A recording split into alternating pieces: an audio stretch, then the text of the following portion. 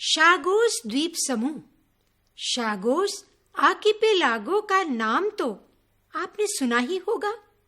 सन 1965 से पहले यह द्वीप समूह मॉरिशस का ही हिस्सा था, लेकिन आज इसे पाने के लिए मॉरिशस सरकार को अंतर्राष्ट्रीय न्याय अदालत तक अपनी आवाज को बुलंद करना पड़ा। आइए इस पाठ को ध्यान से सुनते हैं। 12 मार्च सन 1968 को मॉरिशस स्वतंत्र हुआ। स्वतंत्र मॉरिशस आज तक शागोस द्वीप समूह को ब्रिटेन से पुनः पाने की कोशिश करता आ रहा है।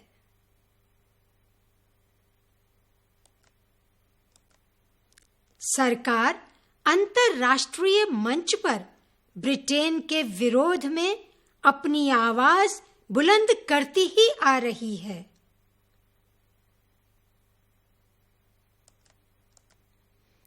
पांच दशकों का यह लंबा संघर्ष बेकार नहीं गया।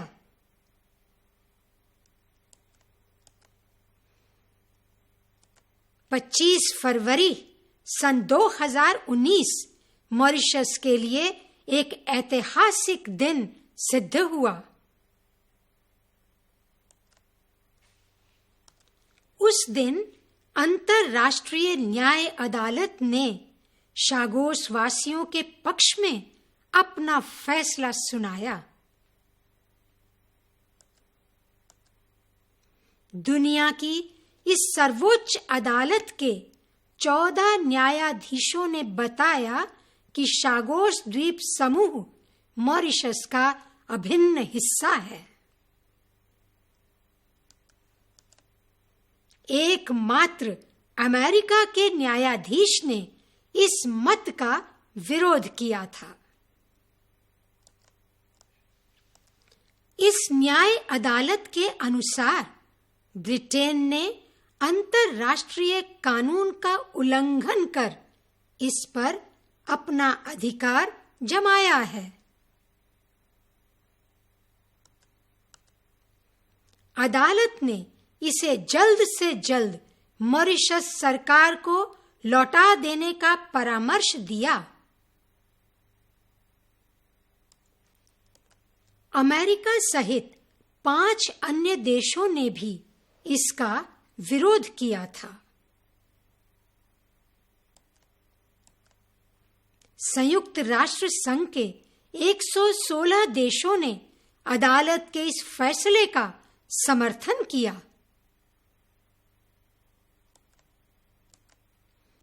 56 देशों ने तटस्थता दिखाई थी तथा सिर्फ 6 देशों ने इसके विरोध में मत दिए थे।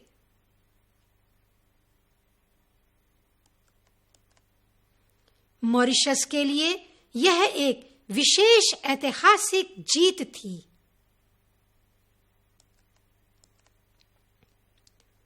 छात्रों, अब हम पाठ में आए कठिन शब्दों के अर्थों तथा उनके वाक्य में प्रयोग को समझने का प्रयास करते हैं।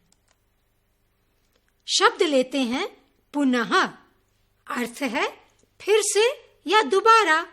तो वाक्य सुनते हैं, उसे परीक्षा में पुनः भाग लेने का मौका मिला। प्रयत्न अर्थात कोशिश या प्रयास। जिम्मेदार व्यक्ति अपने लक्ष्य तक पहुंचने के लिए निरंतर प्रयत्न करता है। दशक अर्थात 10 वर्ष का समय। 3 दशक बीत जाने के बाद सन 2020 में लिवरपूल की जीत हुई। बेकार अर्थात व्यर्थ में। तो वाक्य है, तुम्हारा प्रयत्न कभी बेकार नहीं जाएगा। ऐतिहासिक अर्थात इतिहास संबंधी। 12 मार्च 1968 मॉरिशस के लिए एक ऐतिहासिक दिन था। सर्वोच्च, जो सबसे ऊंचा और बढ़कर हो, वह इस संस्था का सर्वोच्च अधिकारी है। उल्लंघन अर्थात पालन न करना या तोड़ना। गाड़ी तेज चलाकर मोटर चालक ने सड़क के नियमों का उल्लंघन किया है। एकमात्र, सिर्फ एक या मात्र एक। गरीबी दूर करने का एकमात्र उपाय शिक्षा है। समर्थन, स्वीकार करना या ठीक मानना। इस आम हड़ताल को सभी कर्मचारियों का समर्थन मिला। बेशक अर्थात निस्संदेह या अवश्य या जरूर। बेशक हम इस बार गणेश चतुर्थी मनाएंगे। वे शब्दांश जो शब्दों के अंत में जुड़कर उनके अर्थों में परिवर्तन लाते हैं या उनके अर्थ को कुछ विशेष बना देते हैं, प्रत्यय कहलाते हैं। जैसे शेरनी, महंगाई, सजावट, नाविक आदि। कुछ संज्ञा शब्दों के अंत में इक प्रत्यय जोड़कर विशेषण बना सकते हैं। जैसे परिवार जमा इक पारिवारिक। वाक्य सुनते हैं, मैं अपने पारिवारिक जीवन से खुश हूं। समाज जमा इक सामाजिक। नशाखोरी एक सामाजिक समस्या बन गई है। इतिहास जमा इक ऐतिहासिक। वाक्य सुनते हैं, 25 फरवरी 2019 शागोस वासियों के लिए एक ऐतिहासिक दिन है। धर्म जमा इक धार्मिक। हम साल भर अनेक धार्मिक त्योहार मनाते हैं। वर्ष जमा इक वार्षिक। स्कूल के वार्षिक उत्सव में सब छात्रों ने भाग लिया।